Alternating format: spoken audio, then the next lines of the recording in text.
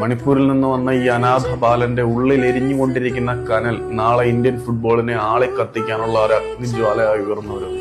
വേറെ ആരെയും കുറിച്ചല്ല പറഞ്ഞു വരുന്നത്, കൊറോ സിംഗിനെ കുറിച്ചാണ്. 2006 ഡിസംബർ 3 മണിപ്പൂരിലെ ചെറാങ് നാഞ്ചിലിൽ ജനിച്ച കൊറോ സിംഗിന്റെ ബാല്യം അത്ര നല്ലതായിരുന്നോ എന്ന് ചോദിച്ചു കഴിഞ്ഞാൽ ഒരിക്കലും നല്ലതായിരുന്നു എന്ന് പറയാൻ കഴിയില്ല. 9ാമത്തെ വയസ്സിൽ തൊട്ടടുത്ത നദിയിലുണ്ടായ വേലിയേറ്റത്തിലും വെള്ളപ്പൊക്കത്തിലും തന്റെ മാതാപിതാക്കളെ നഷ്ടപ്പെട്ട് അനാഥനായി പോകാനായിരുന്നു 9ാമത്തെ വയസ്സിൽ നമ്മുടെ കൊറോ സിംഗിന്റെ വിധി.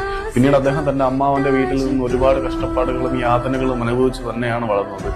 ഈ യാതനകൾക്കും കഷ്ടപ്പാടുകൾക്കും ഇടയിൽ അവൻ തന്റെ വേദനകളിൽ നിന്നും സ്വയം രക്ഷപ്പെടാൻ കണ്ടെത്തിയ ഒരു എസ്കേപ്പ് ടൂളായിരുന്നു ഫുട്ബോൾ. ഫുട്ബോൾ കളിക്കുമ്പോൾ എല്ലാം മറക്കുന്ന കൊറോ സിംഗ് ആ ഗെയിമിൽ അങ്ങ് അലിഞ്ഞു ചേരുന്ന കാഴ്ചയാണ് നമ്മൾ കണ്ടത്. അയാളുടെ ഭാവി മാറി മറിയുന്നത് ഇംഫാലിൽ വെച്ച് നടന്ന സുദേവ ഡൽഹിയുടെ ഒരു ട്രെയിനിങ് സെഷനാണ്.